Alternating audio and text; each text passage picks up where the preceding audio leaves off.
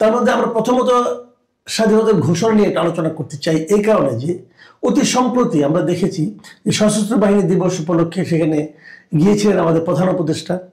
আমাদের প্রধান উপদেষ্টা একটা প্রসঙ্গ আবার তুলেছেন, সেটা হলো যে স্বাধীনতার ঘোষণা জিয়াউর রহমান দিয়েছেন এ সম্পর্কে। স্বাধীনতা যুদ্ধের সময় উনি এই দেশে ছিলেন না, উনি আমেরিকায় ছিলেন।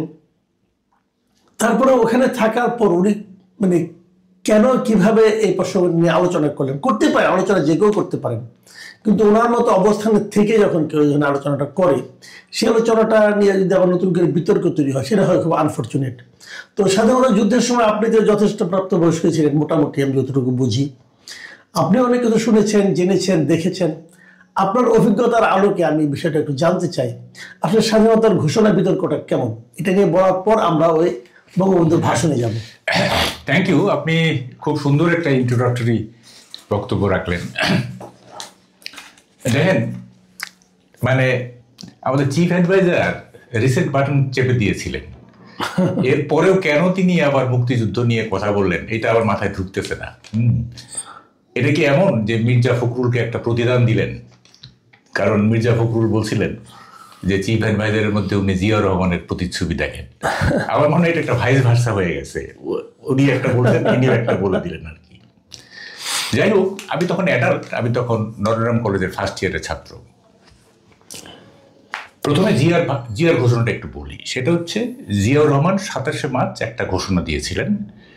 এইটা আমি নিজে শুনেছি অনেক সঙ্গী সহ দুপুরে 27শে মার্চ, এবং সেখানে বলছেন যে on behalf of our great leader Sheikh Mujibur Rahman এই ঘোষণাটা দিলেন। এবং আমাদের প্রথম প্রতিক্রিয়া হয়েছিল যে যাক, আমরা হই হই করে উঠছি যে যাক, সেনাবাহিনী আমাদের সঙ্গে আছে। এটা একটা ইন্সপায়ারিং স্পিচ হিসেবে আমরা দেখছি। হ্যাঁ, উনি একটা ঘোষণা দিছিলেন। তো কালুরঘাটের উইক ট্রান্সমিশনের এই ঘোষণাটি আমেরিকার একটা অখ্যাত স্টেটে কিভাবে পৌঁছালো আমি ঠিক বুঝতে পারতেছি না। এটা হইতে পারে যে এই ঘোষণাটা বিবিসি পুনঃ প্রচার করছিল, বিবিসি, আই রিমেম্বার। হয়তো উনি বিবিসি থেকে শুনছেন, হ্যাঁ, আমি জানি না ঠিক উনি কিভাবে শুনলেন। এখন দেখেন, এই যে মানে স্বাধীনতা দিবসের যে বিতর্ক না, জিয়াউর রহমান কিন্তু কখনো বলেননি যে আমি যেহেতু 27শে মার্চ ঘোষণা দিছি সুতরাং আমাদের স্বাধীনতা দিবস 27শে মার্চ, কখনো উনি বলেন নাই। আচ্ছা, একটা কথা আমি একটু থামাই আপনাকে। আপনি এখানে একটা নতুন ইনফরমেশন যেটা আমার কাছে লাগলো, যে ওই ভাষণটা বিবিসি একাধিকবার পুনঃ শুনেছেন। তো আপনারা শুনেছেন কি বিবিসিটা নাকি সরাসরি? আমরা কালুরঘাটেরটা শুনছি, কালুরঘাট থেকে। হ্যাঁ, ওটা তো একদম ইমিডিয়েটলি শুনছি, বিবিসি পরে প্রচার করছে। মানে কালুরঘাটে কি ওটাকে একাধিকবার বারবার প্রচার, বারবার অনেকবার প্রচার করছে। আচ্ছা আচ্ছা, এখন জিয়াউর রহমান কিন্তু কখনো বলেন নাই যে আমি 27শে মার্চ যেহেতু ঘোষণা দিছি সুতরাং স্বাধীনতা দিবস 27শে মার্চ, কখনো বলেন নাই। বিএনপি কখনোই বলে নাই। হ্যাঁ, তো কেন আমাদের স্বাধীনতা দিবস 26শে মার্চ, এটা আমি পরে আসতেছি। জি, এর মধ্যে একটু কথা বলে নিই। দেখেন, আওয়ামী লীগাররা মানে রাজনীতির স্বার্থে জিয়াউর রহমানকে কত রকম কিছু বলছে, পাকিস্তানের চর, রাজাকার, অমুক তমুক ইত্যাদি বলছে না, এগুলি না একেবারে পাগলামি। এবং এইটা যখন ওরা বলতো তখন এটা ভাবতো না যে এইটা বঙ্গবন্ধুর প্রতি এক ধরনের অবমাননা, কারণ বঙ্গবন্ধু জিয়াউর রহমানকে বীরুত্তম উপাধি দিয়েছিলেন। এটা ওরা কখনো ভাবে নাই যে এইটা যে বঙ্গবন্ধুর প্রতি অবমাননা, তাকে রাজাকার বলা, বলা, এইটা মানে খুব আনফরচুনেট আর কি। কেন হয়েছে এটা? কেন হয়েছে? যেহেতু জিয়াউর রহমান যদি 71-এ শহীদ হইতেন অথবা 75-এর 7ই নভেম্বর যদি না ঘটতো, ওরা যদি স্বাভাবিক মৃত্যু হইতো, তাহলে কিন্তু জিয়াউর রহমান আওয়ামী লীগারদের কাছে হিরো হয়ে থাকতেন। যেহেতু উনি রাজনৈতিক প্রতিপক্ষ হয়ে গেছেন, সেহেতু উনি পাকিস্তানের চর, সেহেতু উনি রাজাকার। বুঝতে পারছি? খুব ভালো। আচ্ছা, এখন তার মানে আপনি বলতে চাচ্ছেন যে আওয়ামী লীগ আমলে কে রাজাকার হবে আর কে মুক্তিযুদ্ধ হবে এটা ডিপেন্ড করতে সে কোন রাজনীতির সঙ্গে জড়িত তার উপর। যেমন ধরেন আমি বলি, যেমন তাজউদ্দিন আহমেদ, তারপরে general Osmani, they are great leader in our liberation war. Awami League তাদের মূল্যায়ন করে নাই। কারণ কেন করে নাই? তাইলে বোধহয় বঙ্গবন্ধুর ছোট হয়ে যাবে। অদ্ভুত একটা লজিক ছিল আর কি। তাজউদ্দিন ছাড়া মুক্তিযুদ্ধ হইতো আপনি বলেন, হ্যাঁ, কিন্তু তার মূল্যায়ন হয় নাই। তারপরে জেনারেল ওসমানের কোনো মূল্যায়ন হয় নাই। এই যে সংকীর্ণতা আপনি যেটা ইন্ট্রোডাক্টরি স্পিচে বললেন, এটা ভয়াবহ আমাদের এই জাতির জন্য। যাই হোক, এখন আমি 26শে মার্চ কেন স্বাধীনতা দিবস এটা আমি একটু ব্যাখ্যা করি। এটা একটু ব্যাখ্যা করি। সেটা দেখেন কি বলে যে শুরুটা আমি শুরু থেকে বলি 1970 সালের যখন নির্বাচন হলো আমরা মানে জয়যুক্ত হলাম 167টার মধ্যে 169টার মধ্যে সারা পাকিস্তানে 169টা পাইলাম স্বাভাবিকভাবে আমরা ধরে নিলাম যে পাওয়ার ট্রান্সফার হবে এবং Sheikh Mujib will be the prime minister of Pakistan. এইটা আমাদের মধ্যে কোনো উদ্বেগ ছিল না, উদ্বেগ কোনো 70 সালে আমাদের মধ্যে কোনো উদ্বেগ ছিল না, ঠিক আছে। নির্বাচনের পরে বঙ্গবন্ধুর কাছে পাওয়ার ট্রান্সফার করা হবে। তো এখন ইয়াহিয়া খান 3 মার্চ পার্লামেন্টের অধিবেশন ডাকলেন, ঠিক আছে। তাহলে ওই অধিবেশনে শেখ মুজিবুর রহমান পাকিস্তানের প্রধানমন্ত্রী হিসেবে ডিক্লেয়ার করলেন। তা আমরা তো আসি। 1 মার্চ আমরা স্টেডিয়ামে গেলাম খেলা দেখতে। খেলাকার পাকিস্তান ভার্সেস এমসিসি। তা আমরা কিন্তু যেহেতু আমরা তখনও পাকিস্তানি, আমরা পাকিস্তানের মানে পাকিস্তানের পক্ষে করতেছি, আসিফ ইকবাল এবং সরফরাজ নওয়াজ ব্যাটিং করতেছে, আমরা হই হুল্লা করতেছি, একটা 4 মারতেছে, বাউন্ডারি মারতেছে, আমরা পাকিস্তানের পক্ষে করতেছি, আমাদের কোনো উদ্বেগ নাই, অত পাকিস্তানি, তাই না? তো ওই স্টেডিয়াম আপনি নিজে ছিলেন স্টেডিয়ামে? হ্যাঁ, আমি কেন বলতেছি এগুলো। আচ্ছা। তো তখন স্টেডিয়ামে আপনার অনেকে ছোট রেডিও নিয়ে গেছে এই রানিং কমেন্টারি শোনার জন্য। খেলাও দেখবে আবার রানিং কমেন্টারি শুনবে, এটা একটা মজা আর কি। কারণ ক্রিকেট লিটারেচার তো একটা খুব পাওয়ারফুল লিটারেচার, শুনবে। এবং একটা সময় আপনার রানিং কমেন্টারি বন্ধ করে বলা হলো যে ইয়াহিয়া খান এখন জাতির উদ্দেশ্যে ভাষণ দেবেন 1 মার্চ দুপুর 1টায়। তো উনি ভাষণ দিলেন। জাস্ট যখনই উনি বললেন যে কি national assembly is postponed for the indefinite period, অনির্দিষ্টকালের জন্য এই জাতীয় সংসদের অধিবেশন স্থগিত করা হলো। 3 তারিখে কিন্তু অধিবেশন হওয়ার কথা, মানে একদিন পরে।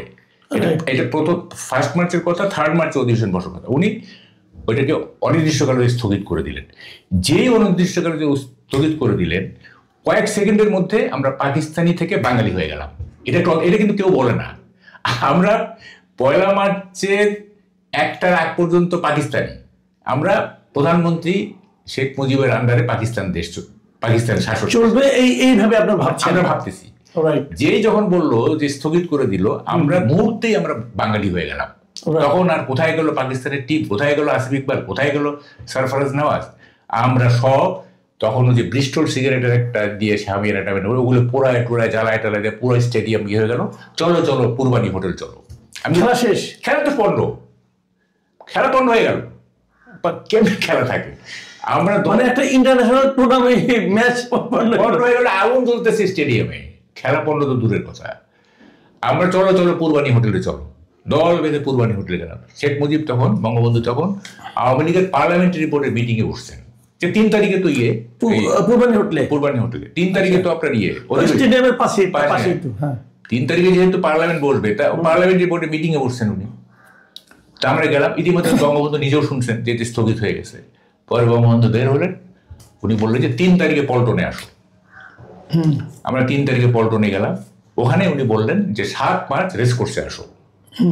ঠিক আছে, আমরা রেস কোর্সে গেলাম।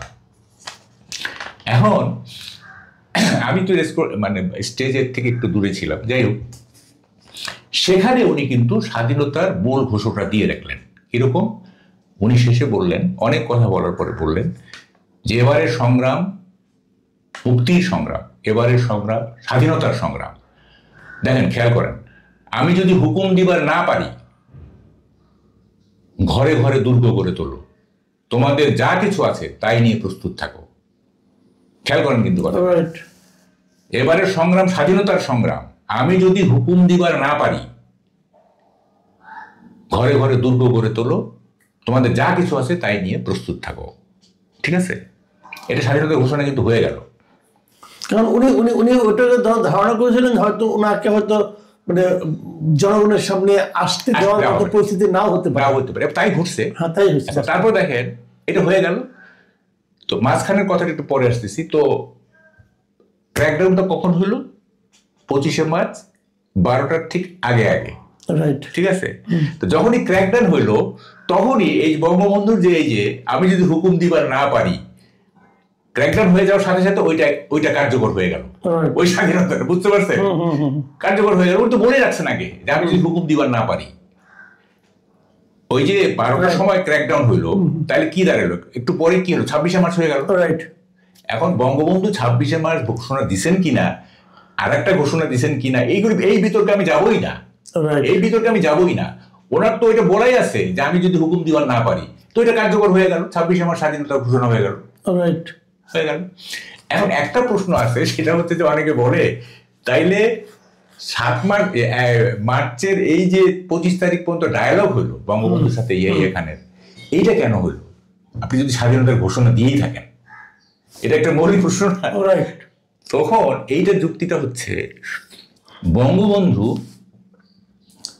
মানে স্বাধীনতা যুদ্ধ হবেই, কিন্তু তখন কি হইতো, বঙ্গবন্ধু শর্তে ইয়াহিয়া খান রাজি হয়ে তাকে প্রাইম মিনিস্টার করতো, তাহলে উনি করতেন কি 6 দফার ভিত্তিতে যে জিনিসগুলো ছিল, 6 দফা নেভাল হেডকোয়ার্টার এখানে হতে হবে, তারপর নানা রকম, তখন উনি করতেন কি নেভাল হেডকোয়ার্টার এখানে 6 দফায় আছে, ওটা থাকতো।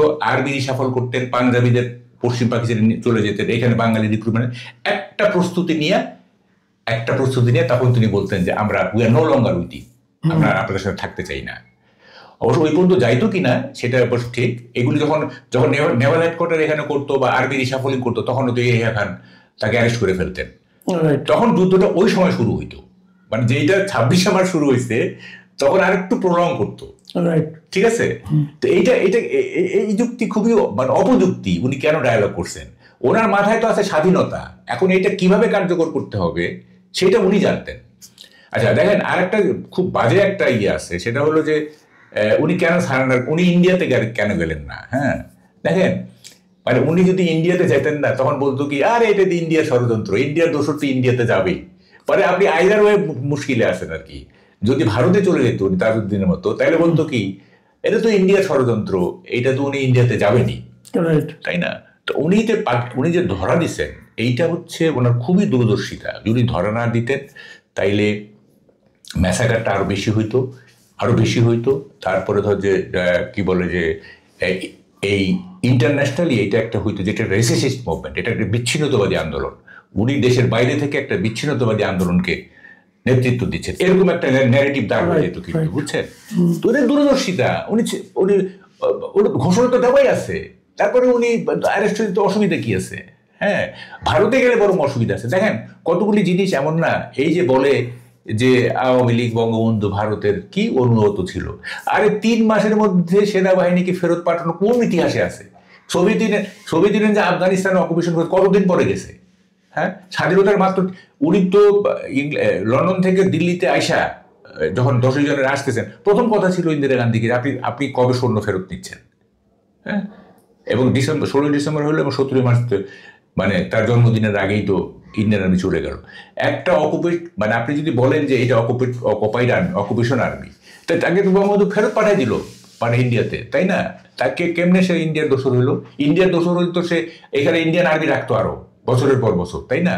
এই সমস্ত বাজে যুক্তি না, এগুলি মানে কেন বাজারে চলে আমি এটাই বুঝি না আর কি।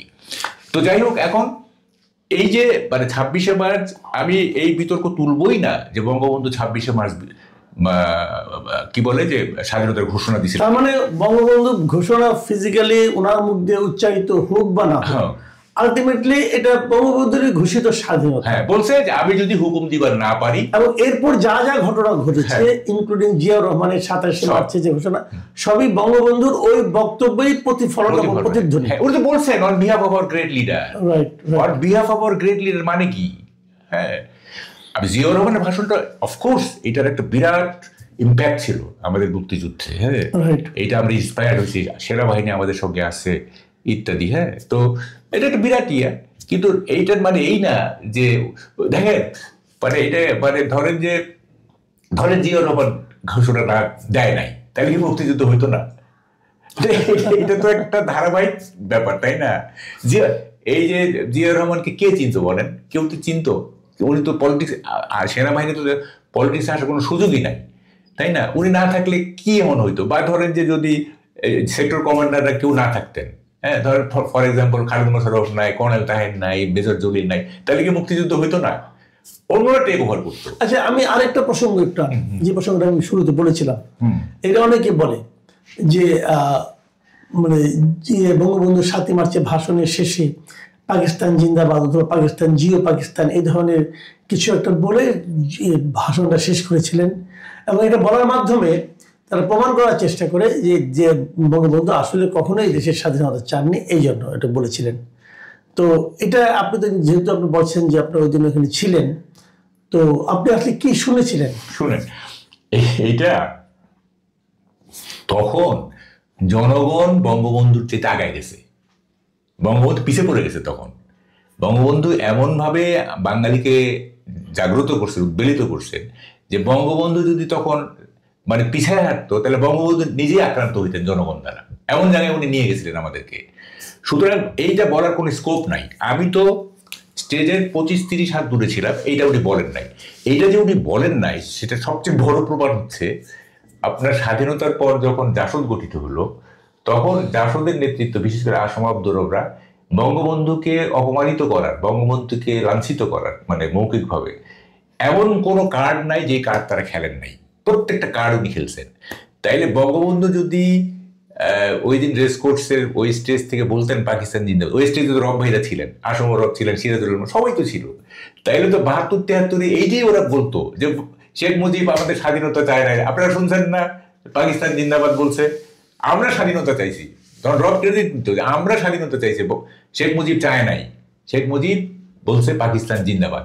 কই এই কার্ড তো তারা ব্যবহার করতে পারে নাই, তার মধ্যে কার্ডই নাই, তো ব্যবহার করবে কি? আমি কি বুঝতে পারছি জিনিসটা? কিন্তু তারপরে এই জিনিসটা নিয়ে অনেকে এরকম সিনিয়র অনেকে এই ধরনের কথা বললেন কেন, আমি এটা বুঝতে পারি কেন এটা আলোচনা আসলো। শামসুর রহমানকে আমি ওনার বইটা আমি পড়েছি যে কালের ধুলায়, কালের মানে ধুলায় জীবনে কি লিখছেন। হ্যাঁ, আর আমি একে শামসুর রহমান কি লিখছেন, উনি লিখছেন ওখানে কি জিও পাকিস্তান বলেছেন, জিও পাকিস্তান বলে বক্তব্য শেষ। যদি কেউ এটা বলে থাকে আমি বলবো তারা হ্যালুসিনেশনে ভুগছে।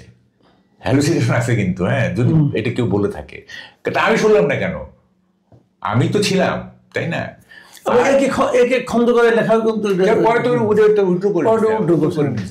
এই সমস্ত বিতর্ক তুলে না, যে মানে 50 বছর আগের ঘটনা যেহেতু অনেকে ভুলে টুলে গেছে, যা বলি তাই শুনতে হবে, এই মানসিকতা, এই কৌশল খুবই বাজে কৌশল। হ্যাঁ, তো ফলে এইটা উনি যদি এটা হয় নাকি কখন, উনি স্বাধীনতার ঘোষণা দিয়ে দিচ্ছেন, বলতেছেন যে এবারে সংগ্রাম স্বাধীনতার সংগ্রাম, তারপর বলবেন যে পাকিস্তান জিন্দাবাদ। এটা হয় কখনো?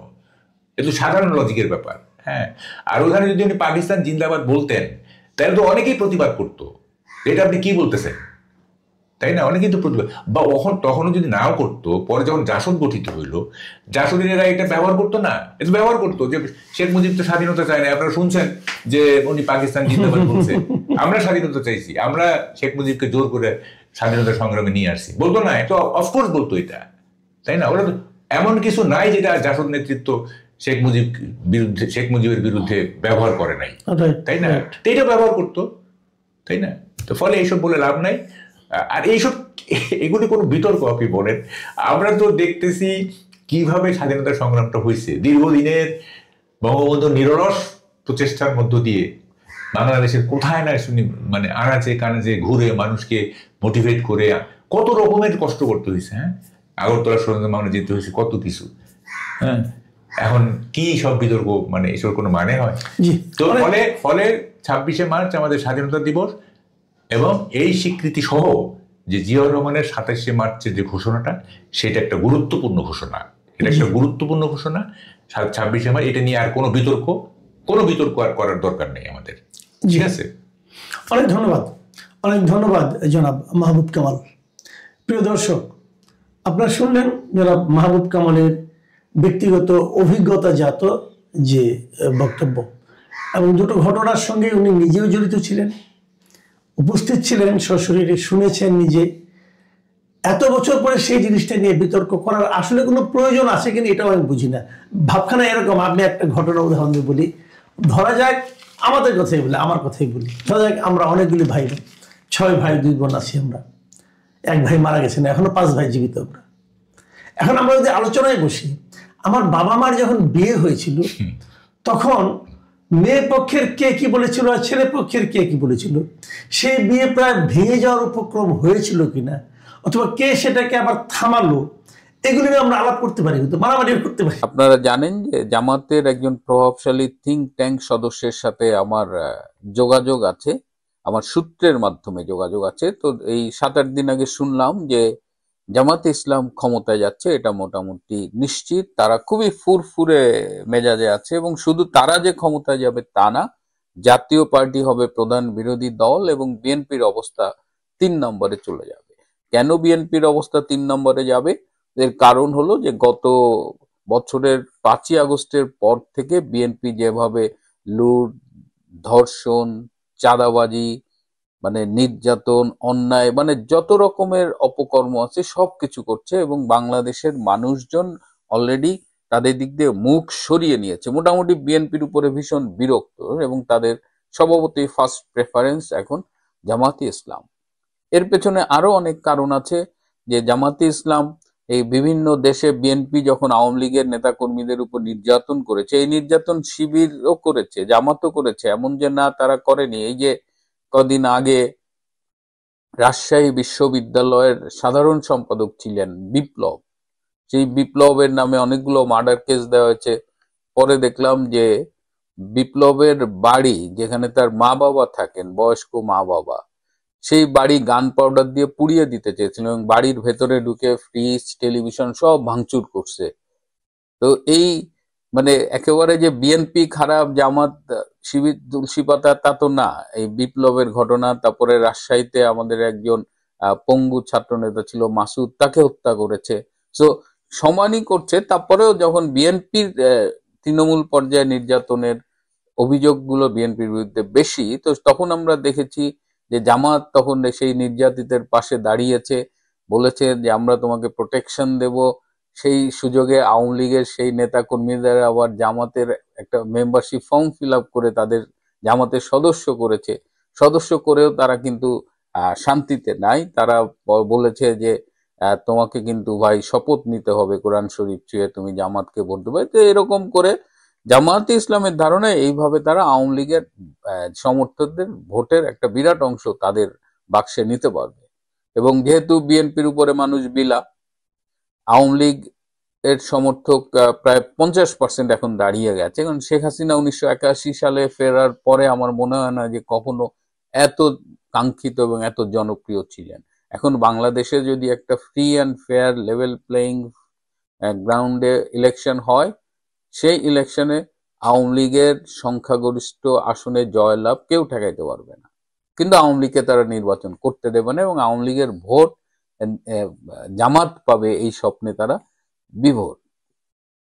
তো এই 7-8 দিন এবং জামাতের আচরণ দেখেন, এই যে চট্টগ্রামের শনিবার দিন দেখেন তাদের শাহজাহান চৌধুরী, তাদের একজন এক্স এমপি এবং তাদের কর্মপরিষদ সদস্য, কেন্দ্রীয় নেতা, চিটাগাং এর গডফাদার অনেকে তাকে বলে, আন্ডারগ্রাউন্ডে খুব প্রভাবশালী এক লোক। হ্যাঁ, সেই কিন্তু এই যে শাহজাহান চৌধুরী এত বড় একটা কথা বলল, এই বাংলাদেশের সুশীলদের কোনো আওয়াজ শোনেন?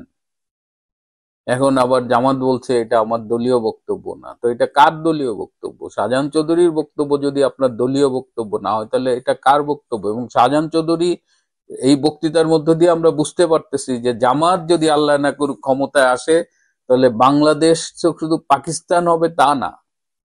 বাংলাদেশে এই তহিদি জনতার অত্যাচারে আপনি টিকতে পারবেন না।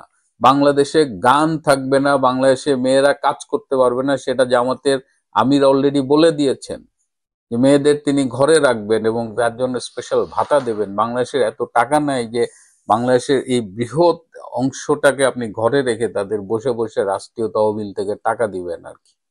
হ্যাঁ, 5 ঘন্টা কাজ করতে দিবেন নানান ভাবে।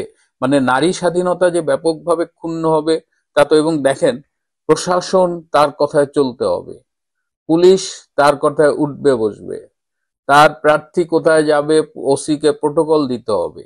ক্ষমতায় যাওয়ার আগেই দেখেন যে কি অবস্থা। এবং প্রশাসনের একটা বড় অংশ তারা দখল করেছে, বিশ্ববিদ্যালয়ের প্রশাসন তারা দখল করেছে। তো এই হলো জামাতে ইসলাম, এবং তারা ক্ষমতায় যাবে বলে একেবারে বিভোর হয়ে আছে।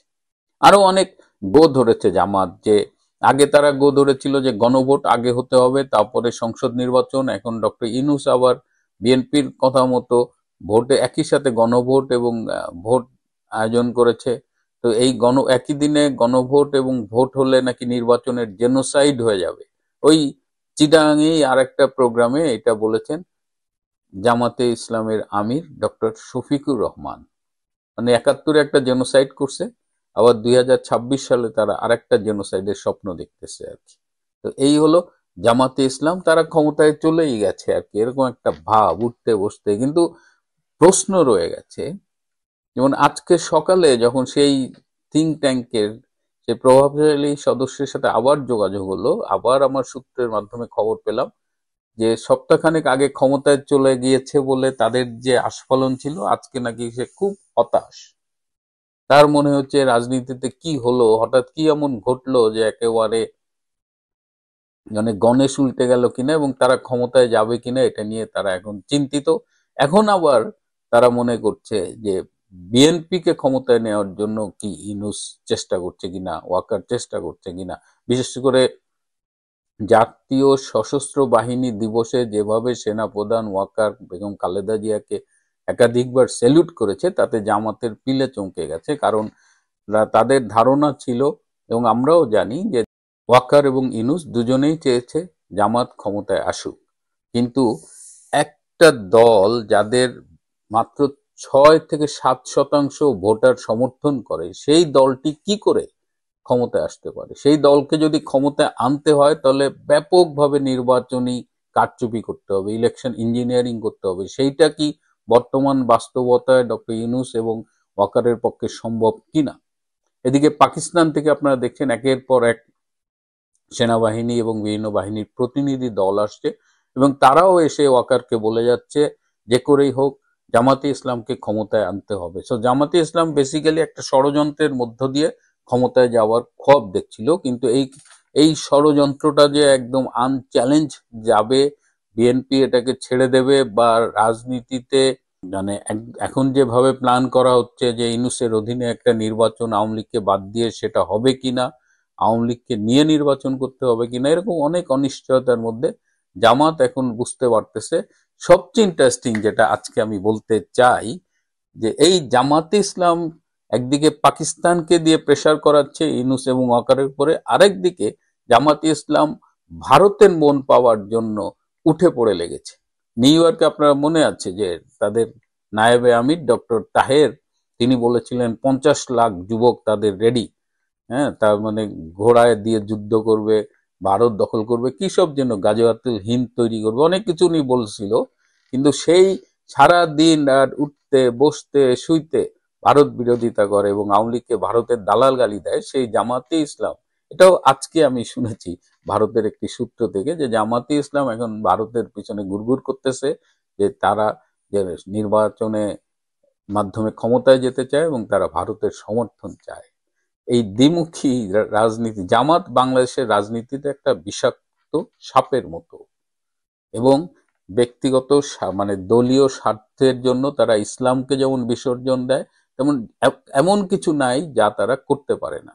যে কারণে এই দলটি যাদের ব্রিটিশ আমলে জন্ম, তার আজ পর্যন্ত এককভাবে বা নেতৃত্ব দিয়ে ক্ষমতায় যেতে পারেনি। দুই একবার ক্ষমতার শেয়ার পেয়েছে কিন্তু তারা আজ পর্যন্ত যেতে পারেনি। এর কারণ হলো তাদের ভুল রাজনীতি, ভুল অ্যাসেসমেন্ট, এবং আমি এখনো মনে করি যে 6% লোক নিয়ে ক্ষমতায় যাবার স্বপ্ন দেখে। অধিকন্তু ঐতিহাসিকভাবে আমাদের মধ্যে এক ধরনের ভারত বিদ্বেষী মনোভাব রয়ে গেছে। যখন পাকিস্তান হলো এবং ভারত, এই দুটো রাষ্ট্রের মধ্যে পারস্পরিক হানাহানি, বেশ কয়েকটি যুদ্ধ, এবং আমাদের এই অঞ্চলে যেভাবে ইসলামাইজেশন বা মুসলমানদের কৃষ্টি, কালচার, ধর্ম, ইমান এবং একিন, এই বিষয়গুলোকে এমনভাবে প্রচার করা হলো তাতে মনে হলো যে হিন্দুত্ববাদী ভারত। যদিও ভারত প্রথম থেকে একটি ধর্মনিরপেক্ষ রাষ্ট্র হিসেবে নিজেদেরকে পরিচয় দিয়ে আসছিল এবং এখনো পর্যন্ত বিশ্বের মধ্যে যে কয়টি রাষ্ট্র সবচেয়ে লিবারেল, যাকে বলা হয় উদারপন্থী এখনো পর্যন্ত বিজেপি ক্ষমতায় থাকা সত্ত্বেও আমরা বাংলাদেশে বসে তাদেরকে গোমাংসের বিরোধী বলছি, তাদেরকে রাম ভক্ত বলছি, মুসলমান নির্যাতনকারী বলছি, কিন্তু এত কিছু সত্ত্বেও আপনি কাশ্মীরের একজন মুসলমানকে 1000 কোটি টাকা দিয়ে আপনি বাংলাদেশের নাগরিক বানাতে পারবেন না, কিংবা কলকাতার একেবারে দরিদ্র একটি মুসলিম পরিবার থেকে আপনি আপনার পুত্রের জন্য একটি কন্যা আনতে পারবেন না পুত্রবধূ হিসেবে। আমরা বাংলাদেশ থেকে যে যাই মনে করছি বা যে যাই বলছি না কেন, ভারতের প্রায় 12,000 বিভিন্ন উপজাতি, আবার বলছি ভারতের প্রায় 12,000 উপজাতি, তারা নিজেদের মধ্যে দ্বন্দ্ব রয়েছে, সংঘাত রয়েছে। অনেকে স্বায়ত্তশাসন চাচ্ছে, অনেকে স্বাধীনতা চাচ্ছে, কিন্তু তারা কেউই বাংলাদেশি হতে চাচ্ছে না, বা কেউ ভারত রাষ্ট্রের ঠিক ওইভাবে আমরা যেভাবে বিরোধিতা করছি বা যে কথাগুলো বলছি সেই কথাগুলো তারা বলছেন না। অর্থাৎ যে সকল অঞ্চল স্বাধীনতা চাচ্ছেন বা স্বায়ত্তশাসন চাচ্ছেন, ওটা আঞ্চলিকতার কারণে, কখনো ভূমি বিরোধ নিয়ে, কখনো নদ নদী নিয়ে বা অন্য কোনো সমস্যা নিয়ে, কিন্তু কেবলমাত্র ধর্মের ভিত্তিতে আমাকে ধর্মকর্ম করতে দিচ্ছেন না, আমাকে জাতিগতভাবে দমন পীড়ন করা হচ্ছে, আমি পাহাড়ি বলে আমাকে ঘৃণা করা হচ্ছে, এই অভিযোগ তুলে কখনো ভারতের কোনো নাগরিক বিচ্ছিন্ন হতে চাচ্ছে না। তো এরকম একটি রাষ্ট্রের বিরুদ্ধে আমরা, আমাদের এই যে 18 কোটি জনগণ, আমরা যে একটা নেতিবাচক ধারণা পোষণ করছি, এর পেছনে অনেকগুলো কারণ আছে। তো সেই কারণগুলো আওয়ামী লীগ জমানাতে একেবারে তুঙ্গে ছিল। ফলে শেখ হাসিনার বিরুদ্ধে আমাদের যে লড়াই ছিল, সংগ্রাম ছিল, ঘৃণা ছিল, দেশ ছিল, তার সঙ্গে ভারত বিরোধিতা, শেখ হাসিনার জমানাতে তার যে কর্তৃত্ববাদী শাসন, এবং সত্যিকার অর্থে আমাদের যে ইনস্টিটিউশনাল ড্যামেজ হয়েছিল, সেই ড্যামেজের কারণে একটি সাধারণ ছাত্র আন্দোলন গণ অভ্যুত্থানে রূপ নিয়ে কিভাবে শেখ হাসিনাকে গদিচ্যুত করেছে আমরা সেটা সবাই কম বেশি জানি। কিন্তু গত 14 মাসে আমাদের যে স্বপ্নভঙ্গ হয়েছে, কিংবা গত 14 মাসে আমাদের বাংলাদেশে যে ঘটনাগুলো ঘটছে, আমরা যা কিছু শুনতে পাচ্ছি, এতে একেবারে শতভাগ নিশ্চিত যে আমরা খাল কেটে যেভাবে কুমির আনি, যে কথাগুলো বলা হচ্ছে, বা আমাদের প্রবাদ প্রবচনে যে কথাগুলো বলা হয়, সেই খাল কেটে কুমির আনার পরিবর্তে আমরা খাল কেটে কুমিরের চাইতেও অনেক অনেক ভয়াবহ, সেটা নীল তিমি, অথবা সবচেয়ে ভয়ঙ্কর শার্ক, আমরা সেইগুলো বাংলাদেশে নিয়ে এনেছি। আরও স্পষ্ট করে যদি বলি যে আমরা মার্কিন সাম্রাজ্যবাদী শক্তি, তাদের দোসর ইউরোপের যে পশ্চিমা শক্তি, তাদেরকে বাংলাদেশের রাজনীতি, অর্থনীতি, সীমান্ত, বন্দর, সমুদ্র, পাহাড়, পর্বত, নদী, নালা সব কিছুর সঙ্গে জড়িয়ে ফেলেছি। গত কয়েক মাসে আমাদের মধ্যে আসলে জাতীয়তাবোধ তৈরি হয়নি। রাজনৈতিক দলগুলো কেবলই মাত্র ক্ষমতায় যাওয়ার জন্য প্রাণান্ত চেষ্টা করছেন, কিন্তু তারা ক্ষমতায় বসে এই দেশ কিভাবে চালাবেন, ব্যাংকে টাকা আছে কিনা, প্রশাসন কি অবস্থায় আছে, সেনাবাহিনীর অবস্থা কি, বিচার ব্যবস্থার কি পরিণতি, বৈদেশিক বাণিজ্যের অবস্থা কি, এই বিষয়গুলো নিয়ে একটি বারের জন্য চিন্তা করছেন না কোনো রাজনৈতিক দল। আমাদের দেশে এই গত 14টি মাসে পার ক্যাপিটা ইনকাম কোন পর্যায়ে চলে গেছে, মানুষের যে ব্যক্তিগত পর্যায়ে খাবার গ্রহণের ক্ষমতা, ভোক্তা হওয়ার যে তার সক্ষমতা, এটি কোন পর্যায়ে চলে গেছে। সত্যিকার অর্থে গত 14 মাসে কতজন মানুষ চাকরি হারিয়েছেন, কতজন মানুষ দেউলিয়া হয়ে গেছেন, তার মধ্যে কত পার্সেন্ট পুরুষ, কত পার্সেন্ট মহিলা, এ সকল বিষয় চিন্তা ভাবনা না করে জামাতের লোক চিন্তা করছে কি করে জিহাদ করা যায়, কি করে শরিয়া আইন প্রতিষ্ঠা করা যায়, কি করে ইসলামী খেলাফত প্রতিষ্ঠা করা যায়, আর বিএনপিকে অপদস্থ করে, অবদমিত করে কি করে নির্বাচনে জয়লাভ করা যায়, এর বাইরে অন্য কোনো চিন্তা নেই। বিএনপির যারা লোকজন তারা চিন্তা করছে ডক্টর মোহাম্মদ ইউনূসকে কনভিন্স করে হোক, তার মাথায় হাত রেখে হোক, তাকে রাজি খুশি করে হোক, আমেরিকার সঙ্গে গোপন সমঝোতা করে হোক, ভারতের সঙ্গে সমঝোতা করে হোক, যে কোনো মূল্যে আগে ক্ষমতা আসতে হবে। আর ক্ষমতা আসার পর বাকি যে সমস্যাগুলো, এই সমস্যাগুলো অলৌকিকভাবে সমাধান হয়ে যাবে। কিন্তু বিএনপি যে প্রাজ্ঞ রাজনৈতিক যারা আছেন তারা নিঃসন্দেহে জানেন যে এখন দেশ যে একটা গহ্বরের মধ্যে পড়ে গেছে, গর্তের মধ্যে পড়ে গেছে,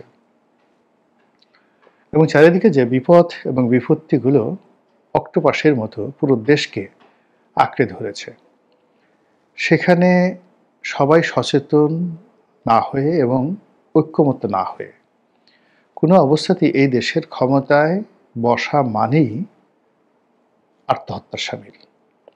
সেটা জামাত বসুক, বিএনপি বসুক, কিংবা এখন যারা ক্ষমতায় আছেন তারা তাদের ক্ষমতা দীর্ঘায়িত করুক।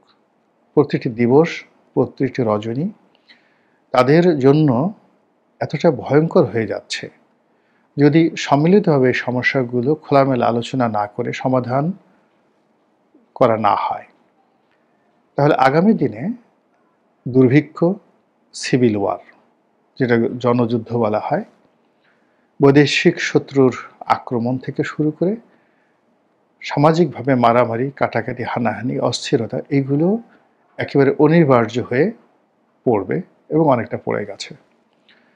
প্রকৃতি জানান দিচ্ছে, একটার পর একটা ভূমিকম্প হচ্ছে, দেশে আবহাওয়া এলোমেলো আচরণ করছে, মানুষের মন অস্থির, প্রচণ্ড অস্থির। প্রত্যেকটা মানুষের মধ্যে শালীনতাবোধ চলে গেছে, সুস্থ চিন্তা চলে গেছে। মানুষকে অপদস্থ করা, ছোট করা, হৈহুল্লোড় করা, অপমান করা, ছোট মানুষকে বড় করা আর বড় মানুষকে ছোট করার যে একটা প্রবৃত্তি সমাজ ধ্বংসের যে মূল কারণ, যেটা সমাজবিজ্ঞানীরা বলে গেছেন, সেটি বাংলাদেশে প্রবল হয়ে যাচ্ছে। ঠিক সেই অবস্থাতে আমরা দেখতে পাচ্ছি আমাদের বন্দর একটা বিরাট অংশ, চট্টগ্রাম বন্দর, তার যে বড় বড় টার্মিনালগুলো, এগুলো বিদেশি কোম্পানির হাতে দিয়ে দেওয়া হয়েছে। নতুন আরেকটি বন্দর তৈরি করার জন্য বিরাট একটি ভূমি লিজ দেওয়া হয়েছে ডেনমার্কের একটি কোম্পানিকে, এবং সেই বন্দরটি 30 বছরের জন্য যদি চালু হয়ে যায়, তাহলে চট্টগ্রাম বন্দর বলতে গেলে অন্ধ হয়ে যাবে, একেবারে অ্যাবান্ডেন্ট হয়ে যাবে। এর বাইরে আমরা আরেকটি বন্দর করেছি কুয়াকাটাতে। সেটির অবস্থা কি হবে? কুয়াকাটা মানে পটুয়াখালী জেলাতে যে পায়রা সমুদ্র বন্দর, সেটি কেমন আছে, কি আছে, এটি নিয়ে আমরা কেউ ভাবছি না।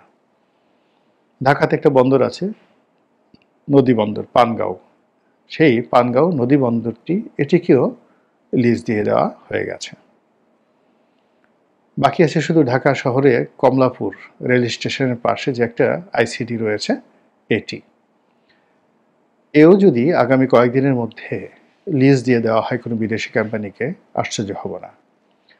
কিন্তু সমস্যা হলো যে এই যে বিদেশি কোম্পানিগুলোকে লিজ দেওয়া হচ্ছে, যে কথাগুলো বলা হচ্ছে যে এখানে টার্মিনালের অপারেশন ভালো হবে, ব্যবসা বাণিজ্য বাড়বে, বিনিয়োগকারীরা আসবে, এক্সিস্টিং যারা আছেন তারা থাকতে পারছেন না। এখন ব্যবসা বাণিজ্যের যে অবস্থা, বন্দরের যে সক্ষমতা রয়েছে, সেই সক্ষমতাটাই আমরা ব্যবহার করতে পারছি না। নতুন বিনিয়োগ হবে, তারপরে বন্দরের প্রয়োজনীয়তা দেখা দেবে, কিন্তু তার আগেই আমরা বন্দরকে অন্যের হাতে দিয়ে দিচ্ছি। এবং এই ধরনের বিনিয়োগের ক্ষেত্রে যা হয়, সেটি হলো বিনিয়োগকারীর যে বিনিয়োগ শতভাগ নিশ্চিত থাকতে হয়, এবং এখানে যে সকল গ্যারান্টি ক্লজ থাকে, সেই গ্যারান্টি ক্লজের কারণে তাদের বিনিয়োগ যদি বাধাগ্রস্ত হয়, কোনো রকম সমস্যা হয়, তাদের সকল দায় দায়িত্ব এই রাষ্ট্রকে বহন করতে হবে। কী কী শর্তে এ ধরনের চুক্তি হয়েছে, কোন কোন দেশের হাতে এ সকল জিনিস দেওয়া হয়েছে, কেন দেওয়া হয়েছে, আমরা এখন পর্যন্ত জানিনি, প্রশ্ন করার কোনো সুযোগ হয়নি। এবং যখন প্রশ্ন করার সুযোগ হবে তখন দেখা যাবে যে সর্বনাশ হয়ে গেছে। আমাদের পার্বত্য অঞ্চলগুলোতে যে অস্থিরতা চলছে, আমাদের রোহিঙ্গা নিয়ে যে আন্তর্জাতিক চক্রান্ত চলছে, এবং টেকনাফ সীমান্তে, উখিয়া সীমান্তে Myanmar army, Arakan army, Bangladesh সেনাবাহিনী এবং রোহিঙ্গাদের অন্ততপক্ষে 10 থেকে 12টি সশস্ত্র সংগঠন, এদের মধ্যে যে প্রতিনিয়ত যুদ্ধ হচ্ছে, ক্ল্যাশ হচ্ছে, তার সঙ্গে সঙ্গে জাতিসংঘ, আমেরিকা, চীন, ভারত ইত্যাদি যে রাষ্ট্রগুলো, তাদের যে গোয়েন্দা সংস্থাগুলো সেখানে যে অস্থিরতা তৈরি করছে, তার ফলে একেবারে আমাদের যে ফেনী নদীর ওপার থেকে, অর্থাৎ চট্টগ্রাম থেকে শুরু করে টেকনাফ পর্যন্ত বিরাট যে অঞ্চলটি, এই অঞ্চলটির যে ভবিষ্যৎ কোন অবস্থাতে যায় বলা যায় না। শান্তির নামে অশান্তি, শান্তির দূতের দ্বারা যদি অশান্তি তৈরি হয়ে যায়, এবং যে সকল মানুষ দিয়ে এই ধরনের কাজকর্ম করা হচ্ছে, আপনি দেখেন যে প্রায় সব মানুষের, একটা মানুষ যখন ভালো কাজ করে আপনার জন্য, দেশ ও জাতির জন্য, তাকে দেখলে আপনার একটা শ্রদ্ধাবোধ চলে আসবে, মনের মধ্যে একটা মায়া চলে আসবে, আবেগ চলে আসবে। কিন্তু আমাদের দেশে এখন রাষ্ট্র ক্ষমতা যারা আছেন, আমরা জোর করে তাদেরকে মহামানব, অতিমানব, মহাপুরুষ, অতিপুরুষ বানানোর চেষ্টা করছি। কিন্তু তাদের কথাবার্তা, বডি ল্যাঙ্গুয়েজ, তাদের কাজকর্ম, পোশাক আশাক, অঙ্গভঙ্গি সব কিছুই আমাদের মনে আতঙ্ক তৈরি করে ফেলছে, ভয় তৈরি করে ফেলছে। ফলে এই 14 মাসের মাথায় আমাদেরকে ভাবতে হচ্ছে যে ভারতকে তাড়াতে গিয়ে, শেখ হাসিনাকে তাড়াতে গিয়ে আমরা আসলে আমাদের দেশ কাকে ইজারা দিতে যাচ্ছি, আমাদের দেশের স্বাধীনতা এবং সার্বভৌমত্ব আগামী দিনে কতটা সংরক্ষিত। আমেরিকার মতো একটা বৃহৎ শক্তি বা ইউরোপীয় জাতীয় গোষ্ঠীর যে সাম্রাজ্যবাদী নীতি, যাদের দ্বারা, সেই ইউরোপীয় শক্তি সময়ের দ্বারা আমরা 200 বছর যেভাবে নির্যাতিত এবং নিপীড়িত হয়েছি, যেভাবে পৃথিবীর মাশরিক থেকে মাগরিব পর্যন্ত কৃষ্টি, কালচার, সভ্যতা, সংস্কৃতি সব কিছু যেভাবে আমেরিকা তছনছ করে দিয়েছে, কোনো কোনো জায়গায় মানবের যে সভ্যতা, সে সভ্যতার চাকা রীতিমতো উল্টে দিয়েছে, সেই শক্তিটি আমাদের দেশে ঢুকে গিয়েছে। আমরা সেই অবস্থায় সবাইকে নাকি তেল দিয়ে ঘুমোবো? যেমন মানুষ বুড়ো হলে গেলে গলা কেঁপে কেঁপে কথা বলে, তারপরে ধরুন মানুষ রোগাক্রান্ত হলে, পক্ষাঘাতগ্রস্ত হলে তার কথাবার্তা জড়িয়ে যায়, 10টা কথা বলে 3টি ভালো স্পষ্টভাবে শোনা যায়, বাকিগুলো শোনা যায় না। তো এরকম যে পরিবেশ বা পরিস্থিতি, সেই পরিবেশ বা পরিস্থিতির মধ্যে শেখ হাসিনা কিছু কথাবার্তা বলছেন, পরবর্তীতে সেইগুলো এডিট করে তারপর শেষে জনগণের নিকট সেটা প্রচার করা হচ্ছে। এবং তিনি সরাসরি তার যে দলীয় যে প্রোগ্রামগুলো হচ্ছে, সেই প্রোগ্রামগুলোতে একইভাবে ফিল্টারিং করে, এডিট করে এগুলো পরবর্তীতে ছাড়া হচ্ছে, এভাবে বলা হচ্ছে কর্তৃপক্ষ যারা আছে। এখন আমাদের দেশের যারা মানুষ, তারা এত টেকনিক্যাল বিষয়াদি বোঝে না বা জানে না, কোনটা এআই, কোনটা এআই নয়, কোনটা শেখ হাসিনার কণ্ঠ, কোনটা শেখ হাসিনার কণ্ঠ নয়। তারা সহজ সরল বাংলায়, বাংলাদেশে যে আওয়ামী লীগের বিপুল সংখ্যক নেতাকর্মী রয়েছেন, যেভাবেই আপনি ধরুন না কেন, অলমোস্ট 7 কোটি মানুষ সংখ্যার দিক থেকে আওয়ামী লীগের সঙ্গে জড়িত। এর মধ্যে যদি একেবারে বৃদ্ধ, শিশু, তারপরে সাধারণ গৃহবধূ নারী বাদ দেন, অ্যাক্টিভলি আওয়ামী লীগ করেন, জয় বাংলা স্লোগান দেন এবং রাস্তায় নামার সামর্থ্য রাখেন, এদের সংখ্যা 2.5 থেকে 3 কোটি। চারটিখানি কথা নয়, অনেক বড় বড় দেশের টোটাল যে মোট জনসংখ্যা, তার চেয়ে তো এই সংখ্যা বেশি, 7 কোটি অ্যাজ এ হোল। আর অ্যাক্টিভ, একেবারে অ্যাক্টিভ, যাদের বয়স 20 বছর থেকে 60 বছরের মধ্যে, শুধুমাত্র নারী এবং পুরুষ যারা রাস্তায় নামতে পারে, এদের সংখ্যা 2.5 থেকে 3 কোটি। তো এই বিপুল জনগোষ্ঠী বা জনসংখ্যার মধ্যে শেখ হাসিনার বক্তব্য কি ধরনের ক্রিয়া করে, প্রতিক্রিয়া করে? শেখ হাসিনার কান্না তার নেতাকর্মীদেরকে কিভাবে আহত করে, কিভাবে বিক্ষুব্ধ করে, তার একটা বাস্তব উদাহরণ আপনাকে দেব। এই যে আমরা শেখ হাসিনার কান্নাকে নিয়ে ঠাট্টা করছি, মস্কারা করছি, এটা হয়তো যারা ঠাট্টা মস্কারা করছেন তাদের খুব আনন্দ লাগছে যে না, শেখ হাসিনা শেষ হয়ে গেছে। কিন্তু এটা যে আওয়ামী লীগের মধ্যে কিভাবে বারুদের মতো ছড়িয়ে যেতে পারে তার একটা একেবারে বাস্তব উদাহরণ আমি দেব। তার আগে বলে নেই যে ঘটনাটা কি। ঘটনা হলো, শেখ হাসিনার এই মামলার যে রায় হলো, সেই রায় নিয়ে তিনি আওয়ামী লীগের জনৈক কর্মীর সঙ্গে কথা বলছিলেন বা নেতার সঙ্গে কথা বলছিলেন। তো সে নেতা কাঁদছিলেন যে আপা কি হবে, স্বাভাবিকভাবে যে আপনার তো এরকম একটা রায় হয়ে গেল। তো তিনি সান্ত্বনা দিচ্ছিলেন খুব দৃঢ়তার সঙ্গে যে এ সমস্ত কি, ওসব রায় ঠায় কিছুই হবে না। উল্টো তিনি হুমকি দিচ্ছিলেন যে আগামীতে আমি ক্ষমতায় এসে আমার বিরুদ্ধে যারা রায় দিয়েছেন এটা করবো, ওটা করবো, ইত্যাদি ইত্যাদি ইত্যাদি। তো শেখ হাসিনা যখন এই কথা বলছিলেন, তখন যে কোনো কারণেই হোক সেই কর্মী তিনি খুব আবেগ আপ্লুত হয়ে যাচ্ছিলেন এবং তিনি কেঁদে দিচ্ছিলেন। তো তার সেই কান্নার কারণে, সেই কান্নার যে রিদমটি বা কান্নার যে ভাইব্রেশনটা, এটা শেখ হাসিনার ওখানে গিয়ে পৌঁছে।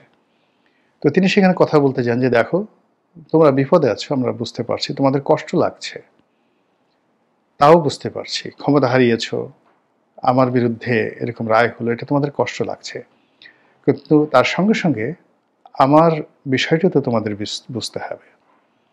আমার যে বয়স, এই বয়সে তোমাদেরকে ছেড়ে এসেছি, সারাটা জীবন আমি তোমাদেরকে নিয়ে থেকেছি। আমার জন্য অন্ন, বস্ত্র, বাসস্থান যেভাবে মৌলিক, তেমনি দলের যারা নেতাকর্মী, মানে উনি ঠিক এইভাবে বলেননি, এটা হলো মূলত যে শেখ হাসিনার জন্য, ইভেন বেগম খালেদা জিয়ার জন্য অন্ন, বস্ত্র, বাসস্থান, চিকিৎসা যতটা না গুরুত্বপূর্ণ, ঠিক তদ্রূপ রাজনীতি এবং রাজনৈতিক নেতাকর্মীদের সান্নিধ্য তাদের কাছে তদ্রূপ গুরুত্বপূর্ণ। দেখেন, বেগম জিয়ার হাত বাঁকা হয়ে গেছে, তারপর তিনি ইংল্যান্ডে ছেলে মেয়ে নাতি তাদের সঙ্গে আরামে আয়েসে থাকতে পারতেন, কিন্তু তিনি বাংলাদেশে চলে এসেছেন, হুইল চেয়ারে করে তিনি ঘুরে বেড়াচ্ছেন। তো এটা, এই রাজনীতিটা তার অঙ্গ প্রত্যঙ্গ, শরীর, ডিএনএ, রক্ত মাংসের অস্থিমজ্জার সঙ্গে যেভাবে মিশে গেছে, শেখ হাসিনার ক্ষেত্রে এটা আরও বেশি। এর কারণ হলো, শেখ হাসিনার যে রাজনীতি, তিনি দ্বিতীয় জেনারেশনের, তার বাবার সুবাদে তার জন্মটাই হয়েছে রাজনৈতিক পরিমণ্ডলে। ফলে বেগম জিয়া রাজনীতির যে অভিলাষ, ভালো লাগা, মন্দ লাগা, ইচ্ছা অনিচ্ছা, তার সঙ্গে যদি শেখ হাসিনার তুলনা করেন, এটা শেখ হাসিনাকে আপনি অন্তত পক্ষে মানে বেগম জিয়া ডবল দিতে হবে। 2 নম্বর হলো যে এই রাজনীতির জন্য যদি স্যাক্রিফাইস ধরেন, সেই স্যাক্রিফাইস, দুর্ভোগ, দুর্দশা বেগম জিয়ার চাইতে শেখ হাসিনার মানে আরও 10 টাইমস। এই রাজনীতির কারণে বেগম জিয়া তার স্বামীকে হারিয়েছেন, তার সন্তানকে হারিয়েছেন, আর শেখ হাসিনা তার পুরো পরিবারকে, বাবা, ভাই, আত্মীয় স্বজন সবাইকে হারিয়েছেন। তো ওই কথা বলতে গিয়ে তিনি আবেগ আপ্লুত হয়ে গেছেন যে দেখো, আমি তো এই রাজনীতির জন্য সব হারিয়েছি, বাড়ি ঘর, জায়গা জমি সব কিছু তছনছ হয়ে গেছে। এই কথা বলতে গিয়ে তিনি আবেগ আপ্লুত হয়েছেন এবং কেঁদেছেন, এবং এটা নিয়ে প্রতিপক্ষ ঠাট্টা এবং মস্কারা করছে। এই হলো কাহিনী। এখন এই যে শেখ হাসিনার কান্না, সেই কান্না আওয়ামী লীগের 7 কোটি মানুষ আর ওই যে সক্ষম 2 থেকে 2.5 কোটি বা 2.5 থেকে 3 কোটি মানুষের মধ্যে কি ধরনের প্রতিক্রিয়া তৈরি করতে পারে, বারুদ তৈরি করতে পারে, মানুষকে যুদ্ধংদেহী করে ফেলতে পারে, সারা বাংলাদেশে আওয়ামী লীগের লোকজনের মধ্যে রীতিমতো যাকে বলে আগুন ধরিয়ে দিতে পারে, তার একটা বাস্তব উদাহরণ দেই। আমি যখন মনোনয়ন পেলাম 2008 সনে, আওয়ামী লীগ অত্যন্ত শক্তিশালী, জনপ্রিয় এবং একটা সময় শেখ হাসিনার খুবই ঘনিষ্ঠ জনাব আখম জাহাঙ্গীর হোসেন, তাকে বাদ দিয়ে আমাকে মনোনয়ন দেওয়া হলো। আমার নির্বাচনী এলাকা ছিল মূলত ফরিদপুরের সদরপুর এবং চরভদ্রসন। তো ফরিদপুর এবং চরভদ্রসন এই আসনটি ১/১১-র সময় বড় হয়ে যায়, এর সঙ্গে যুক্ত হয় ভাঙ্গা। তো সেখানে কাজী জাফরুল্লাহ সাহেব প্রার্থী ছিলেন ভাঙ্গাতে, আমার চেয়ে শক্তিশালী প্রার্থী, আমার আত্মীয়। আমার কাছে মনে হলো যে এই সময়টিতে আসলে আমার রাজনীতি হবে না, আমাকে অপেক্ষা করতে হবে। এর কারণ হলো জাফর ভাই যতদিন আছেন আমার উচিত না তাকে ডিস্টার্ব করা। এই জন্য আমি আসলে সেই ১/১১-র পরে ঘরে বসে রইলাম। পটুয়াখালী গলাচিপা ১০ মিনিটে আমি আসলে কোনো কাজ করিনি, এবং আমি যেই সময়টাতে ইলেকশন করতে যাই তখন গলাচিপা ১০ মিনিটে ১৮টা ইউনিয়ন, একটা পৌরসভা। আমি ৩ থেকে ৪টি ইউনিয়নের নাম জানতাম, আর গলাচিপা উপজেলা জেলা আওয়ামী লীগের সভাপতিকে চিনতাম, সেক্রেটারির নাম জানতাম, কিন্তু তার সঙ্গে আমার কখনো দেখা হয়নি আমি যখন নমিনেশন নিয়ে যাই। আর ১০ মিনা উপজেলার যে সেক্রেটারি আজিজ মিয়া ছিলেন, তার সঙ্গে আমার পরিচয় হয়েছিল, কিন্তু হাবিব ঢালি সাহেব যিনি সভাপতি ছিলেন তার নামও জানতাম না আর তাকে চিনিনি। তো বুঝুন সেই অবস্থায় শেখ হাসিনা আমাকে মনোনয়ন দিয়ে পাঠালেন। তো আমি সেখানে যেতে চাইনি কয়েকটি কারণে, যে ক্ষমা জাহাঙ্গীর সাহেব সরাসরি আমার নেতা ছিলেন। আওয়ামী লীগের জন্য তার যে স্যাক্রিফাইস, এটা আমি জানতাম। তার জীবন যৌবন রাজনীতির জন্য শেষ করে তিনি দিয়েছেন। তো আমি চাইনি যে তার জীবদ্দশায় অন্য কোনো প্রার্থী হোক বা আমার দ্বারা তিনি ক্ষতিগ্রস্ত হন। এই হলো একটা কারণ। দ্বিতীয় কারণ হলো, ওখানে বিএনপির যিনি ইলেকশন করতেন তিনি আমার মামার শ্বশুর জনাব শাহজাহান খান। তো আমি যদি আওয়ামী লীগের প্রার্থী হই তাহলে ক্ষমা জাহাঙ্গীর আমার নেতা, সরাসরি তার সঙ্গে আমার বিরোধ তৈরি হবে। আর দ্বিতীয়ত, আমার যে মামার শ্বশুর তার সঙ্গে আমার প্রতিদ্বন্দ্বিতা করতে হবে। তো আমি সারা জীবন আসলে শান্তিপূর্ণ জীবনযাপন কাটাতে চেয়েছি। এই যে যেমন ধরুন গত একটা বছর ধরে আমার এই সময়টাতে সবচেয়ে সুবিধাভোগী হওয়া উচিত ছিল। মানে 2014 থেকে আমি যেভাবে লড়াই সংগ্রাম করছি, বিএনপির এই সুসময় আমার সবচেয়ে যাকে বলে সুবিধাভোগী, কাছের হওয়া উচিত ছিল, এবং কোনো রিজন ছিল না কাছে না যাওয়ার। এর কারণ হলো আসলে এই পরিবর্তিত পরিস্থিতি আমার শরীর ছেড়ে দিয়েছে। আমার কাছে মনে হয়েছে যে আলহামদুলিল্লাহ, আল্লাহ তো আমাকে এমনি পরিচিতি দিয়েছে, দুটো ডাল ভাত খাওয়ার মতো সঙ্গতি দিয়েছে। মন্ত্রী হয়ে, এমপি হয়ে এমন কিছু মানে আমার পাওয়ার নেই, চাওয়ারও নেই। একবার তো হয়েছি, আলহামদুলিল্লাহ। তো যারা নতুন আছে করুক না, তারা কি দরকার, আমি আমার মতো কাজ নিয়ে থাকি। ফলে দেখুন গত 1 বছর ধরে আমি কিন্তু এভাবেই আছি। তো ওইরকম ঘরে বসে রইলাম, ফরিদপুর থেকে এসে ঘরে বসে রইলাম যে আমার আর দরকার নেই, ঝামেলা জড়াবো না। ফরিদপুরে জাফর ভাই আছে, আর ওখানে ক্ষমা জাহাঙ্গীর শাহজাহান খান আছে, ফলে আই হ্যাভ টু ওয়েট। ঘরে বসে আছি। এর মধ্যে 1/11 হলো, এবং আখামা জাহাঙ্গীর হোসেন সাহেব থেকে শুরু করে অন্যান্য যারা আছেন তারা সংস্কারবাদী গ্রুপে চলে গেলেন। নেত্রী ভীষণভাবে খেপে গেলেন। তো খেপে যাওয়ার পর তিনি বিকল্প প্রার্থী খুঁজছিলেন ক্ষমা জাহাঙ্গীরকে একটা শিক্ষা দেওয়ার জন্য, এবং সামহাও তিনি আমাকে পিক আপ করলেন। তো আমাকে যখন পিক আপ করলেন আমি খুব আশ্চর্য হলাম। যেদিন আমাকে মনোনয়ন দিলেন, তো সেই দিন তিনি বললেন যে আমি তোমার বায়োডাটা দেখেছি, ইউ আর এ চ্যালেঞ্জিং বয়, যাও তোমাকে একটা চ্যালেঞ্জ দিলাম, ইলেকশন করো। কিন্তু সমস্যাটা হলো যে জনাব ক্ষমা জাহাঙ্গীর তার 40 বছরের রাজনৈতিক ক্যারিয়ারে গলাচিপা 10 মিনাতে এমনভাবে তিনি সাজিয়েছিলেন, ওখানে শেখ হাসিনার চাইতেও মনে হতো যে তার ক্ষমতা বেশি, এবং ওখানে আওয়ামী লীগ নাই, কিছু নাই, সবই ক্ষমা জাহাঙ্গীরের লীগ। ফলে আমি একটা নমিনেশনে গেলাম, দাঁড়ালাম, ওখানে আমাকে মানে ঢোকার মতো কোনো অবস্থা ছিল না। মানে in terms of political power, popularity সব মিলিয়ে মানে ক্ষমা জাহাঙ্গীরের বিকল্প, মানে আমি একটা তেজপাতা নিয়ে সেখানে গেছি, এরকম একটা অবস্থা তৈরি হলো। 2 নম্বর হলো যে আমার মামার শ্বশুর, তিনি ধনাঢ্য ব্যক্তি, ওই পটুয়াখালী জেলার সবচেয়ে ক্ষমতাধর 2-3 জন যারা লোকজন রয়েছেন, যারা গত 50 বছর ধরে পটুয়াখালী জেলার রাজনীতি, অর্থনীতি, ব্যবসা বাণিজ্য সব কিছু নিয়ন্ত্রণ করেন। 3 জন ব্যক্তি, পিনু, কুট্টি, শাহজাহান খান। যে দলে ক্ষমতা আসুক, তো তাদের মধ্যে শাহজাহান খান এই ত্রয়ীর মধ্যে একজন। এখন মিস্টার পিনু, উনি পৌরসভার মেয়র, কুট্টি সরকার সবচেয়ে বড় ব্যবসায়ী এবং এখন এই বর্তমানে অ্যাট দিস মোমেন্টে পটুয়াখালী জেলা বিএনপির সভাপতি। তো এই একটা ঝামেলার মধ্যে আমি আসলে জড়াতে চাচ্ছিলাম না, কিন্তু শেখ হাসিনা সেখানে দিলেন। তো আমি গিয়ে এত বিপদের মধ্যে পড়লাম, আমার কাছে মনে হলো ছেড়ে দে মা, কেঁদে বাঁচি, যে এখান থেকে পালাতে পারলে আমি বাঁচি। একটা লোক আমার সাথে আসে না, কেউ বিশ্বাসই করেন আমি মনোনয়ন পেয়েছি, বাচ্চা ছেলে, কোত্থেকে আসলাম, ইত্যাদি ইত্যাদি। সারাদিন শুধু আল্লাহ বিল্লাহ করি। আর এদিকে মনোনয়ন পরিবর্তন করার জন্য শেখ হাসিনার বাসার সামনে সেই কাফনের কাপড় পরে ক্ষমা জাহাঙ্গীর সাহেব, তার যারা লোকজন রয়েছেন, তারা মানে কয়েকশো লোক দিন রাত সেখানে মানে অনশন শুরু করে দিলেন। এবং গলাচিপার এবং 10 মিনার যত শীর্ষ নেতৃবৃন্দ আছেন, প্রেসিডেন্ট, সেক্রেটারি, সবাই তখন সুধা সদনের সামনে বিপ্লব করছেন, আমি গলাচিপাতে। এর মধ্যে হঠাৎ কি ঘটলো, দেখলাম যে গলাচিপার যে সকল নেতৃবৃন্দ কাফনের কাপড় পরে ঘোরাফেরা করছিলেন ওখানে, তারা সবাই গলাচিপা উপস্থিত এবং সবাই আমার পক্ষে নেমে গেলেন। নির্বাচনের মাঠ আমার পক্ষে চলে আসলো। তা আমি গলাচিপা সেই